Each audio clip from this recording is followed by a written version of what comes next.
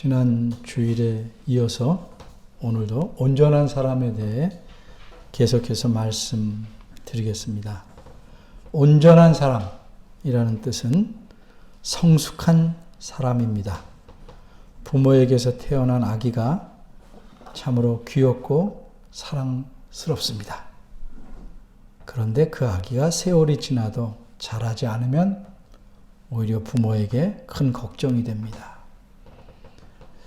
아기가 바르고 건강하게 자라나려면 아기를 돌봐주는 또 가르치는 부모가 필요합니다.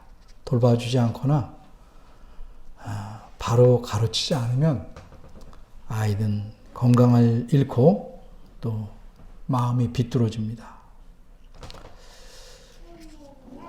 그런데 하나님께서는 그리스도 안에서 자기 자녀들을 은혜로 만드셔서 교회로 모으셨습니다. 그리고 그리스도께서는 이 하나님의 자녀들을 잘 자라도록 돕는 사람들을 교회 안에 세우셨습니다. 그래서 지난 주일에는 세 가지 교회의 직분, 직분의 목적, 성도의 의미 이 세 가지 중에서 두 가지를 살펴봤고 오늘은 세 번째 성도의 의무에 대해서 생각해 보려고 합니다.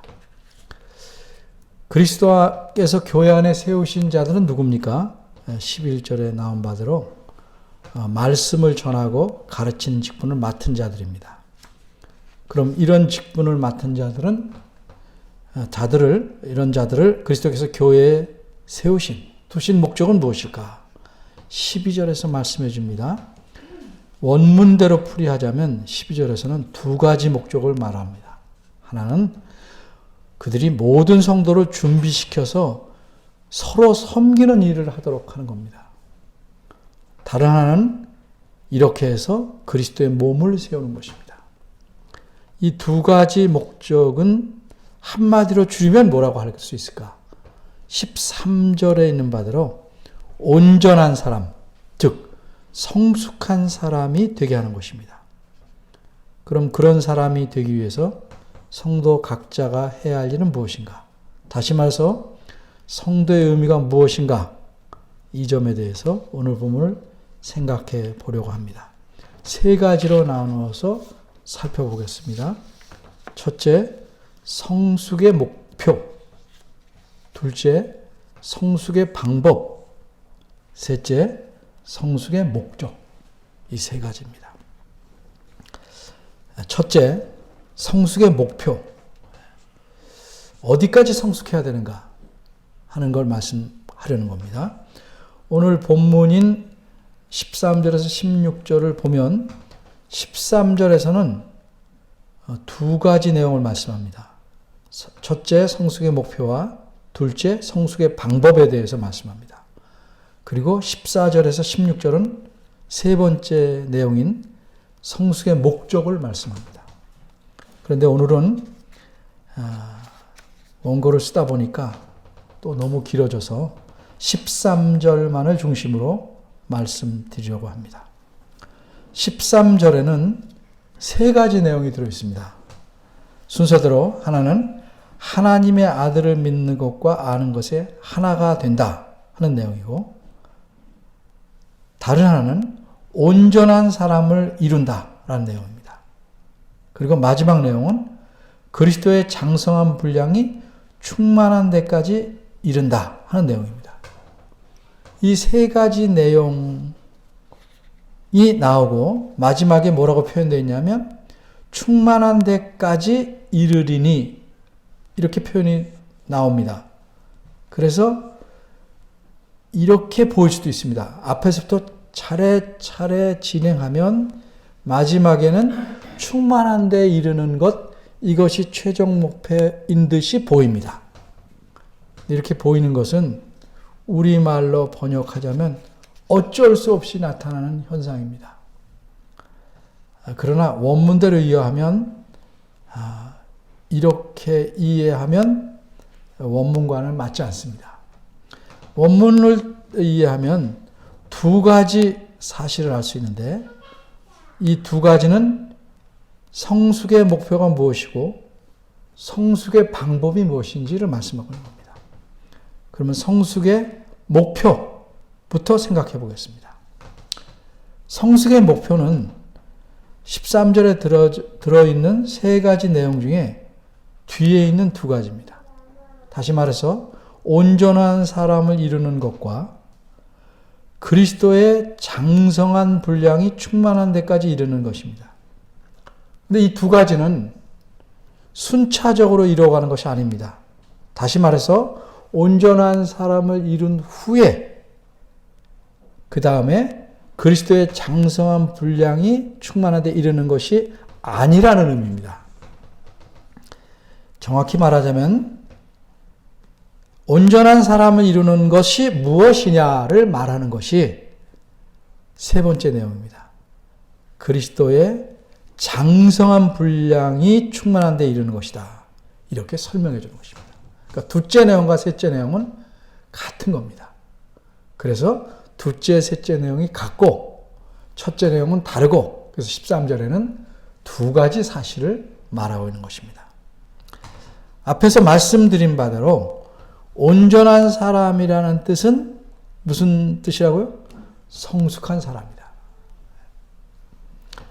산상수훈에서 예수님이 이렇게 말씀하셨습니다. 그러므로 결론이죠. 하늘에 계신 너희 아버지의 온전하심과 같이 너희도 온전하라. 마태복음 5장 48절입니다. 여기서 말씀한 온전하다라는 낱말과 오늘 본문 13절에 있는 온전하니라는 낱말은 원어상으로도 똑같습니다. 그런데 우리가 항상 조심할 것은 낱말이 똑같아도 그것이 어떤 의미인지는 그 낱말이 나온 문장과 문맥을 보고 알아내야 합니다. 때로는 낱말이 달려도 똑같은 의미를 가질 수 있고 낱말이 똑같아도 좀 다른 의미를 가질 수 있습니다. 앞서 예수님께서 말씀하신 온전하라 할 때 그 온전하다의 의미는 어떤 의미일까? 그 말을 이해하려면 최소한 그 앞에 몇 구절을 봐야 알 수 있습니다. 그 앞에 구절을 보면 이렇습니다. 하나님께서는 악한 사람과 선한 사람을 차별하지 않고 골고루 해를 비춰주신다. 또 의로운 자들과 의롭지 못한 불의한 자들을 차별하지 않고 비를 내려주신다. 그러니까 자연적인 현상은 구별하지 않고 하나님이 똑같이 해주신다. 또 예수님이 이렇게 말씀합니다. 그런데 너희는 너희가 사랑하는 자만 사랑하고 너희 형제라는 사람들에게 무난하니 너희가 욕하는 세리나 깔보는 이방인과 뭐가 다르냐. 그들도 그렇게 한다는 거죠. 그러니까 너희가 그들보다 나은 것이 무엇이냐 이렇게 물으십니다. 그러면서 결론으로 그러므로 너희도 너희 아버지처럼 온전해야 된다라고 말씀하신 겁니다. 따라서 이 말씀에서 온전하라는 말은 무슨 뜻이겠어요? 너희가 너희 아버지인 하나님의 진정한 자녀라면 사람을 차별하지 말고 올바르게 대하는 것이 온전하다 하는 뜻입니다. 그런데 오늘 본문에서 온전한 이라는 말은 다른 각도에서 말씀합니다. 어떤 면에서 온전하냐면 성숙함이라는 측면에서 말씀하는 겁니다. 사람이 성숙하다는 게 뭐예요? 일반적으로는 나이에 비해서 생각이 좀 깊거나 또 배려가 깊거나 이른바 어른스러움을 보일 때 어른이 어른스러움 안 보이면 성숙하지 못하다고 그러죠. 어른이 아닌데 어른다운 보면 조숙하다고 그러죠. 일찍 성숙했다 이 말이죠. 그런 식으로 말을 합니다. 그러니까 성경을 이해할 때도 우리가 일반적으로 생각하는 것을 집어넣었을 때 그렇게 이해할 때 맞는 경우도 있지만 틀리는 경우도 적지 않다는 거죠. 제가 옛날에 말씀드렸죠. 요한복음 10장에 나오는 선한 목자의 반대말이 뭐냐? 대부분의 사람들은 악한 목자 이렇게 얘기한다. 그거 아니라는 거죠. 그 문맥을 보면 선한 목자의 반대말은 뭐예요? 사꾼입니다. 또 묻습니다. 사랑의 반대말은 뭐냐? 미움이다. 근데 그게 맞는 게 아니라는 거죠. 오히려 사랑은 미워하는 겁니다. 로마서 12장에 그래요. 뭘 미워해요? 악을 미워하는 겁니다. 그게 사랑입니다. 그러니까 일반적으로 이해해서 맞을 때가 있고 일반적으로 이해하면 안 될 때가 있으니까 잘 구별해야 성경 말씀을 바르게 이해할 수 있는 것입니다. 오늘 보면 13절에서 말씀하는 우리가 모두 누구나 다 되어야 하는 그 온전한 사람이 갖는 성숙함이란 무엇인가? 그리스도와 연관된 면에서 말씀하는 겁니다. 그래서 이 성숙함을 뭐라고 표현했어요? 그리스도의 장성한 분량이 충만한 데까지 이르는 것이다. 이렇게 표현했어요. 이 표현이 어렵죠. 그리스도의 장성한 분량이 충만한 데까지 이른다. 어떤 면을 말하는 것인가? 앞부분을 우리가 살펴보지 않았기 때문에 어려워요. 그래서 표준 세번역 개정판이 좀 쉽게 번역했으니까 그 개정판대로 읽어보면 이렇습니다. 그리스도의 충만하심의 경지에까지 다다르는 것. 이 말도 또 번역상으로는 우리가 지금 보는 개역판 성경보다는 간단해졌지만 이게 뭔지 우리 머릿속에 쏙 들어오지는 않아요. 그리스도의 장성한 분량에 다다른다? 장성한 분량까지 도달한다? 그래서 제가 쉽게 풀이합니다. 이게 무슨 뜻인가? 아주 간단히 말하면 그리스도를 닮는 것입니다. 온전히 닮아갈수록, 많이 닮아갈수록 많이 성숙하는 겁니다.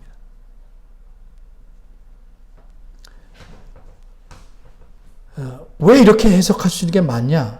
이 에베소서 쓴 분이 누구죠? 사도 바울이죠.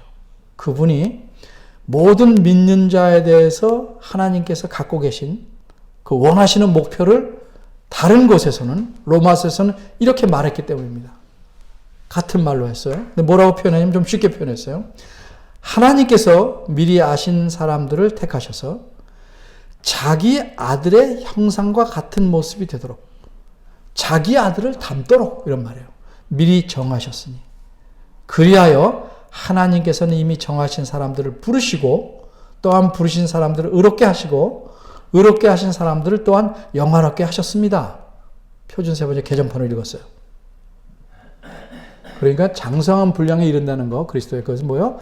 그리스도를 막 가급적 최대한 많이 닮아가는 거예요. 그럴수록 뭐예요? 성숙한 겁니다. 그럼 어떻게 하면 온전한 사람, 즉 그리스도를 온전히 담는 성숙한 사람이 될 수 있을까? 그 방법이 무엇인가? 혹은 조건이 무엇인가? 거기에 대해서 생각해 보겠습니다. 둘째, 성숙의 방법. 방금 제가 13절에는 세 가지 내용이 들어있다고 말씀드렸어요. 둘째와 셋째 내용은 근데 성숙의 목표에 대해 말씀한 내용이다 봤습니다. 그죠? 온전한 사람을 이루는 것, 즉 그리스도의 장성한 분량의 충만함에 이르는 것, 그죠? 예수님을 닮는 것, 이건 같은 것이다 이렇게 말씀드렸어요. 이제 둘째, 셋째 설명했으니까 뭐가 남았습니까? 첫 번째 나오는 내용이 남았습니다. 이 첫 번째 나오는 내용은 뭐예요? 어떻게 하면 성숙하는가? 성숙하는 방법이 무엇인가에 대해서 말씀하는 것입니다.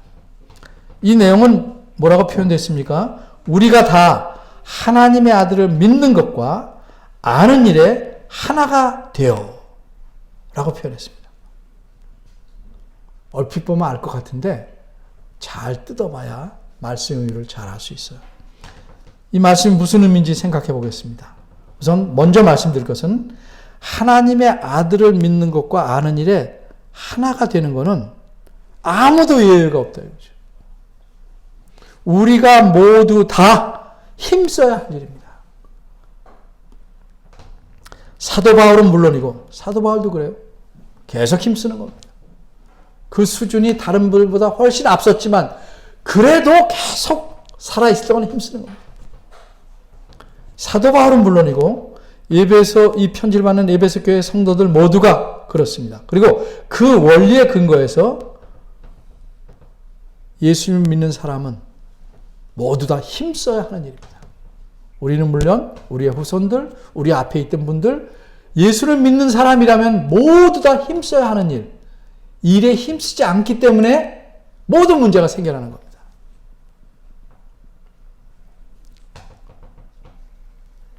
왜 힘써야 됩니까? 이 일에 힘쓰지 않으면 온전한 사람이 될 수 없어요. 바꿔 말하면 그리스도를 온전히 닮아갈 수 없습니다. 그래서 많은 문제가 생깁니다. 그럼 이제 하나님의 아들을 믿는 것과 아는 일에 하나가 된다.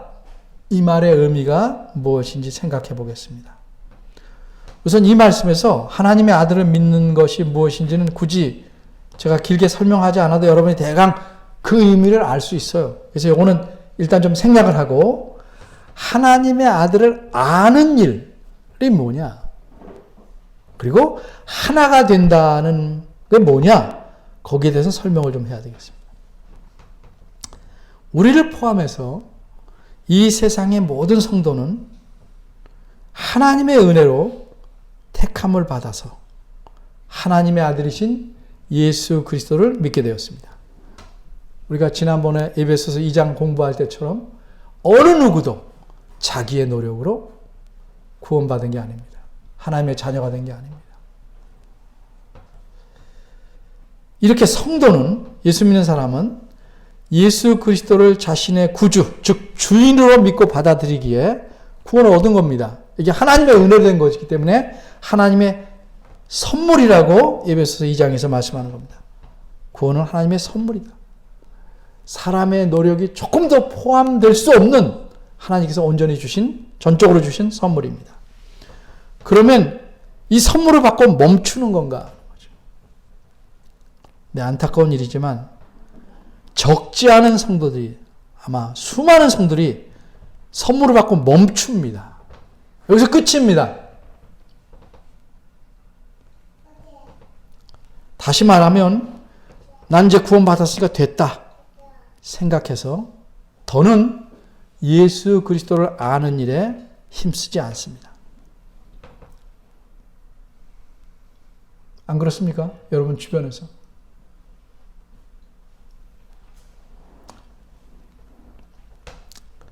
그러기에 14절 앞부분을 보면 그런 사람들은 여기서 시사한 대로 어떻게 살아갑니까?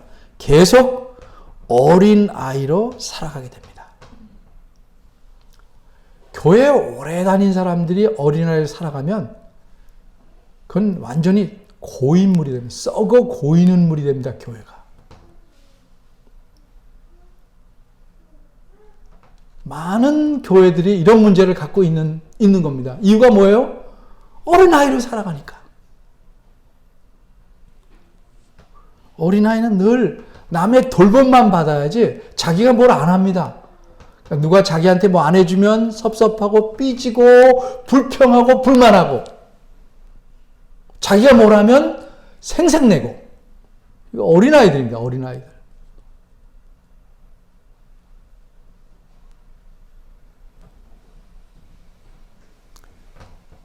이렇게 어린아이를 살아가면 어떤 문제가 생긴다고 본문에서 말씀하는지는 다음에 더 설명하겠습니다.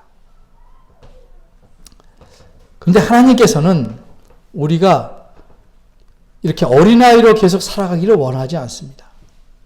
부모가 자기 자녀가 어린아이로 계속 살아가기 원하는 부모가 없는 것과 마찬가지입니다. 하나님은 우리가 계속 자라나고 성숙해져서 온전한 사람이 되기를 원하십니다. 그러기 위해서 무엇이 필요합니까? 반드시 하나님의 아들을 아는 일이 필요합니다. 가정을 예를 들면 태어난 아기가 근데 이분은 내게 젖을 주는 분인데 엄마구나. 엄마 앞에 서 계신 분이 가끔 까꿍까꿍 하는 분이 아빠구나. 그것만 믿고 있어요. 자라나면서 더는 부모에 대해 관심이 없습니다. 늘 자기 혼자만 있으려 하고 자기 혼자 일에만 몰두하려고 한다면 부모가 어떻겠습니까? 마음이 심히 안타깝죠. 근데 점점 이렇게 되는 이유가 뭔지는 제가 이 다음에 특강할 때 더 또 설명하겠습니다.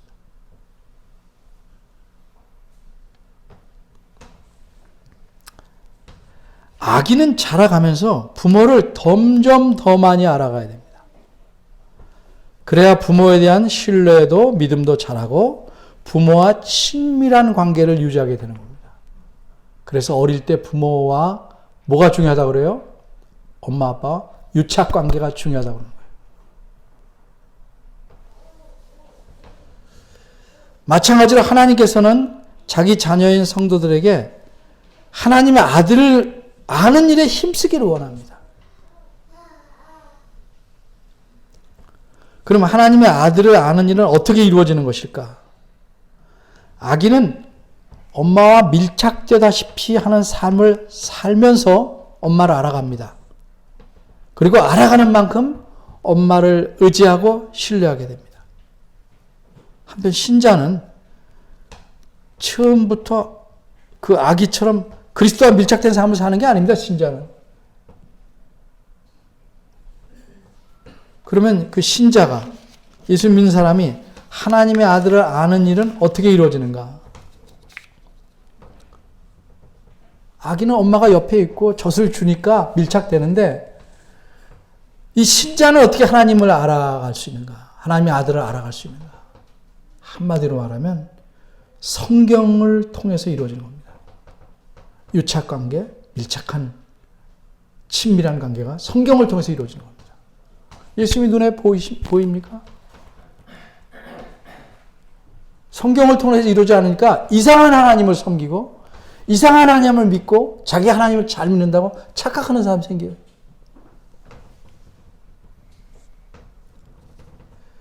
성경 말씀이 아니면 그리스도를 알 수가 없습니다. 그래서 우리가 이 성경 말씀 뭐라고 그래요? 특별 계시라고 그랬죠. 그리고 그리스도를 알되 분명하고 정확하게 알 수가 없습니다. 우리가 믿는 하나님, 하나님의 아들 성령님은 성경에서 말한 대로 믿는 겁니다. 성경에서 말한 대로 믿지 않는 자기가 생각한 하나님, 그건 다 헛것입니다.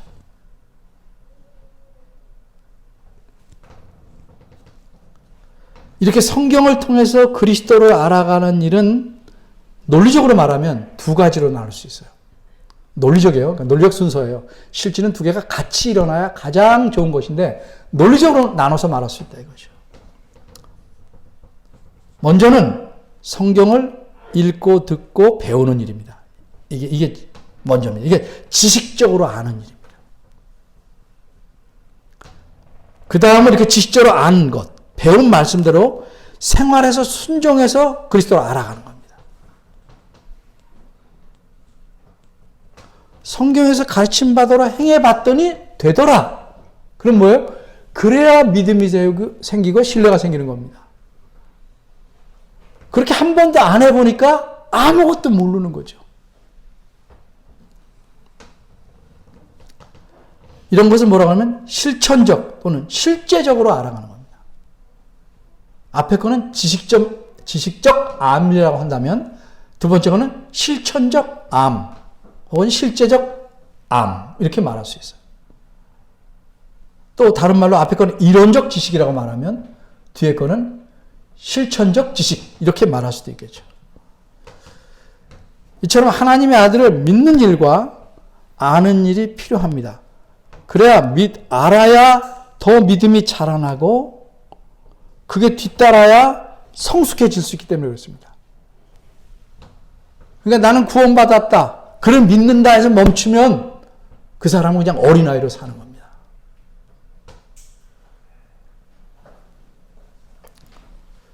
제가 늘 얘기하죠. 교회는 친한 것도 필요하지만 가장 중요한 게 하나님 말씀을 잘 전달하고 가르치는 겁니다. 왜? 성숙하게 만드는 게 주 목표니까. 이제 하나가 된다는 표현을 좀 생각해 보겠습니다. 13절 앞부분은 우리가 다 하나님의 아들을 믿는 것 쭉 돼서 충만한 데까지 이르리 이렇게 번역을 했는데 내용상으로는 번역을 상당히 잘했습니다. 더 이상 어떻게 할 도리가 없죠. 그런데 성경에서 말씀한 뜻을 알려면 원어의 순서대로 생각해 보는 것이 그 강조점도 드러나고 의미도 풍성해집니다. 그래서 13절 앞부분을 원어의 순서대로 직역하면 우리 모두가 도달할 때까지 이렇게 시작합니다. 우리 모두가 도달할 때까지.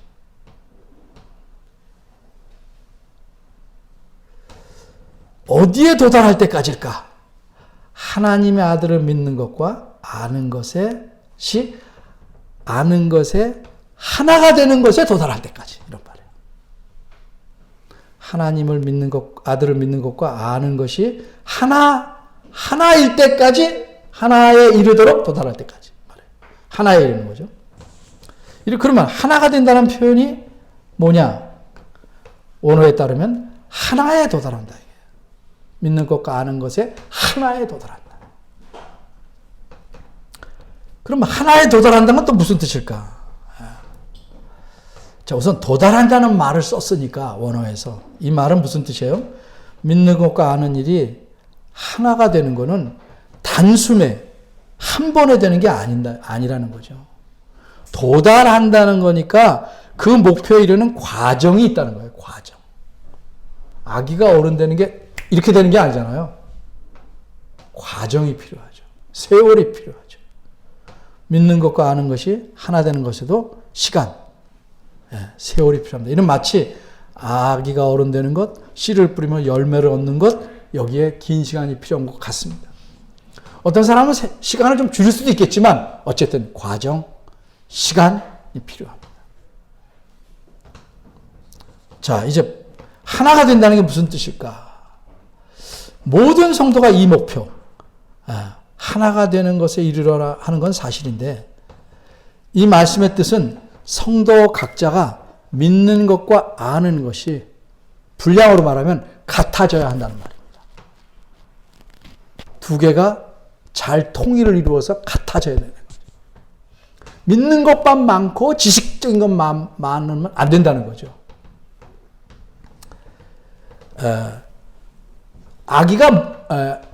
자녀가 몸은 큰데 정신은 그 몸의 크기에 못 따라간다면 그거는 하나에 이른 건 아니다. 또 아기도 있고 초등학생도 있고 중고등학생, 어른 이렇게 자라죠. 그래서 이 이렇게 자라나기 때문에 모든 사람이 구별 없이 똑같이 되는 건 아니에요. 교회 안에도 신앙이 어린 사람부터 먼저 믿는 사람부터 차례차례 다 다르죠. 그러나 각자 성적 개인은 믿는 것과 아는 것이 균형 있게 같아야 돼요. 하나가 돼야 돼요. 다른 방향으로 하면 안 되고 분량도 비슷해야 되는 거예요.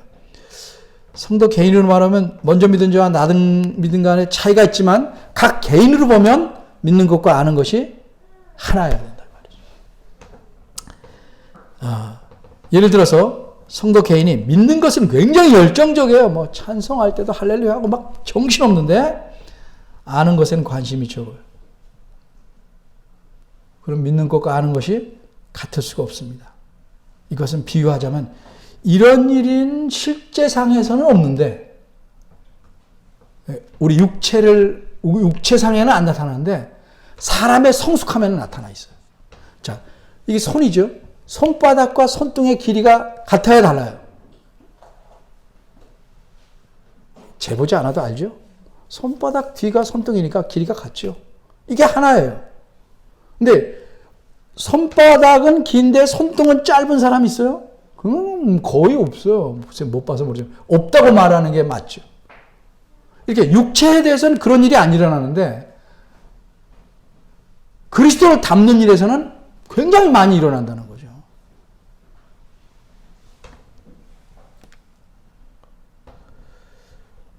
손바닥과 손등의 길이가 다르면 어떤 현상이 일어날까요?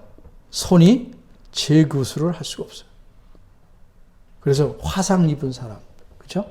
예. 이게 손등이 막 우그러져서 심하게. 그럼 뭐예요? 재구실을 못 하잖아요. 길이가 다르니까. 그런데 교회 안에는 이런 기형적인 신자들이 적지 않다는 거죠. 그래서 이런 사람들은 교회 안에서는 그럴듯하게 신자답게 보이고 행동해요. 근데 교회 밖의 일상생활을 들여다보면 불신자와 거의 구별이 없이 살아간다 이 말이죠. 왜 기형이에요? 남들이 다 그런다? 그렇게 지적하는 남들이 다 기형이라. 정상적인 게 아니라. 이런 사람은 때로 자기 믿음이 튼튼한 줄 착각하는 경우가 많아요. 평소에는 신앙에 열심을 내고 하나님을 잘 공경하는 듯이 보이지만 어려움이나 위기에 처하면 허둥지둥하게 됩니다. 그래서 옛날 이스라엘 백성이 홍해를 건너곤 찬양하고 난리를 치지만 곧 뭐예요? 광야에서 어떻게 합니까? 하나님에게 불평하고 원망하고 우리를 죽이려고 데리고 나왔습니까? 하고 대든다 이 말이죠. 어린아이니까.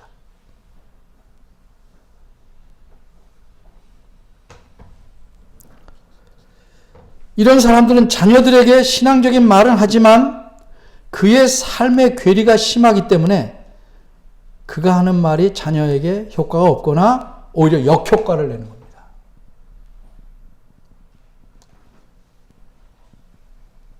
그게 드러나는 게 어느 때입니까? 우리나라의 경우에는 중고등학생 때입니다. 신앙적으로 잘 지도해왔는가 안 하는가? 생각해 볼 필요가 있어요.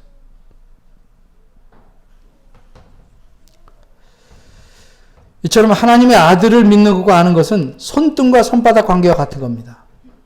하나님 말씀을 배워서 그 말씀대로 애써서 순종함으로써 믿음이 더 자라나는 게 되는 거예요. 그러니까 이 두 가지가 하나를 이루는 데까지 조금씩 차이는 있지만 하나가 이루는 데까지 나아가면 그 사람이 그렇게 나아갈수록 온전한 사람이 되는 거고 그리스도를 점점 더 많이 닮아가게 되는 겁니다. 그러니까 성숙하다는 말의 기준을 다른 데서 찾으면 안 됩니다. 그리스도를 많이 닮아가는가. 오늘 본문은 우리에게 무엇을 말씀합니까?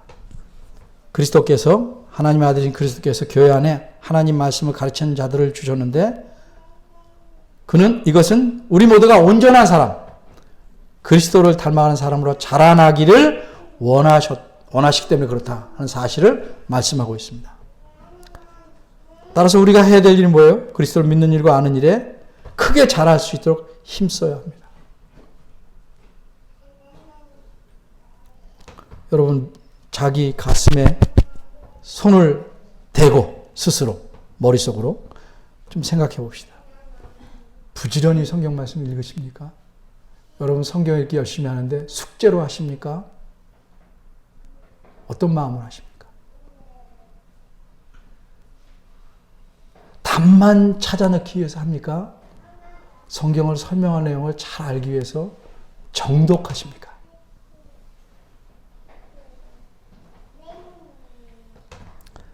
또 그 깨달은 말씀대로 살아보려고 몸부림치시며 삽니까? 때로 실패할 수 있지만 정말 몸부림치고 안타까워하면 그렇게 사는가? 그런 몸부림, 애씀이 없다면 결국 우리는 남들에게는 어떻게 보일지 모르지만 실제상으로는 자라나지 못하는 어린아이로 살게 됩니다. 그는 우리 아버지이신 하나님을 근심하게 만듭니다. 바라기는 하나님을 기쁘시게 하는 자녀가 되기를 간절히 바랍니다. 기도하겠습니다. 은혜로우신 하나님, 우리 아버지신 하나님, 아버지께서 우리에게 무엇을 원하시는지 하나님 말씀을 통해서 자꾸 배웁니다. 우리는 부족합니다. 그러나 하나님께서 하나님 말씀대로 행하면 도와주시고 이끌어주시고 또 필요한 모든 것들을 채워주신다고 약속하셨사오니 그 말씀을 행할 수 있도록 붙잡아 주옵소서. 주의 간절하신 그 마음을 우리가 헤아려 알게 하시고 주의 풍성한 긍휼과 은혜를 사모해서 더욱 주님을 닮게 힘쓰는 저희들이 되고 싶습니다. 이끌어 주옵소서. 예수님의 이름으로 기도합니다.